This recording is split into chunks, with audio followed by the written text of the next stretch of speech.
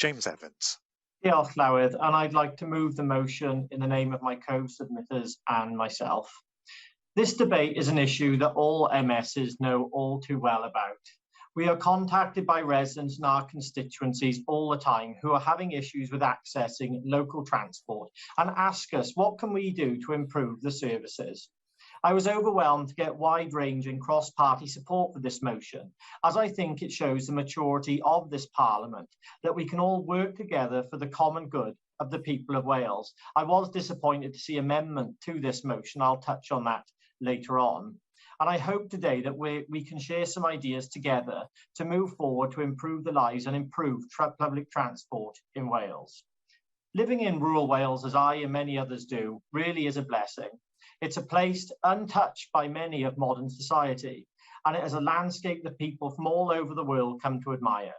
From the beautiful Brecon Beacons and Ellen Valley in my constituency, to the coast of Pembrokeshire, up to the mountains of Snowdonia and through the shores of the picturesque North Wales coast.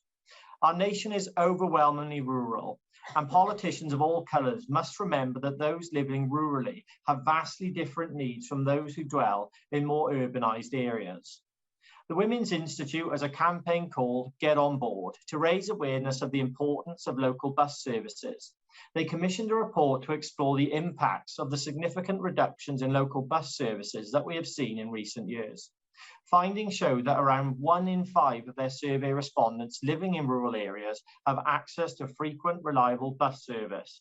25% of respondents said that cuts to bus services have made them feel more isolated, and 19% said their mental health have been negatively affected. Cuts to rural bus services have also meant a decrease in being able to connect to other modes of public transport, and as a result, 72% said that their dependency on using a car and a reliance on family and friends has increased, and this has been at a cost to our fragile climate. In 2004-05, 129 million bus journeys were undertaken in Wales, compared with only 101 million in 1819. This shows a significant drop in the people using public transport. This could be for a number of reasons: a reduction in the quality of the service, more access to cars and private transport, and sometimes a reluctance to wait for public transport.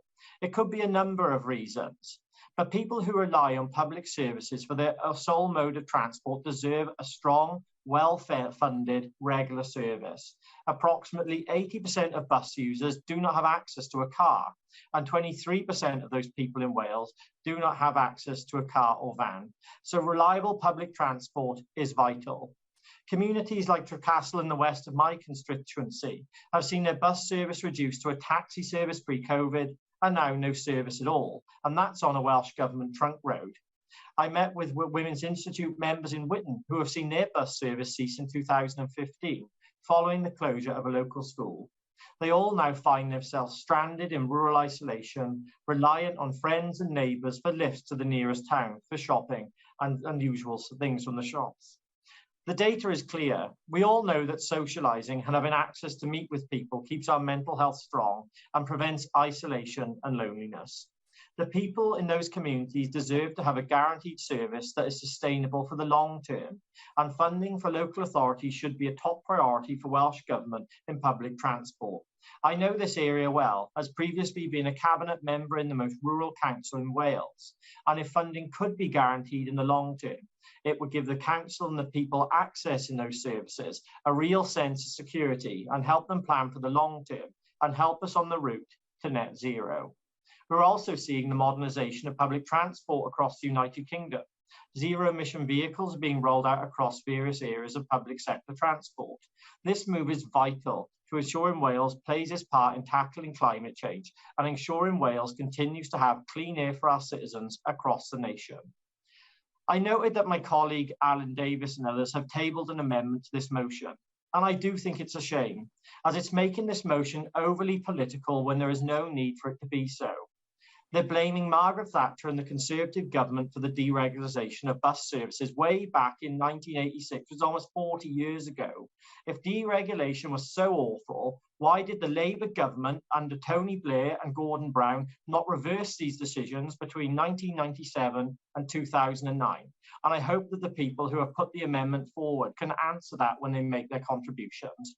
To conclude, Deputy Llywelyn, I look forward to hearing the debate from across the chamber today. This is a very important topic which needs to come above party politics, because it's vital we improve public transport for all of the people right across Wales. Diolch, Deputy Llywelyn. I have selected the amendment to the motion, and I call on Alan Davies to move Amendment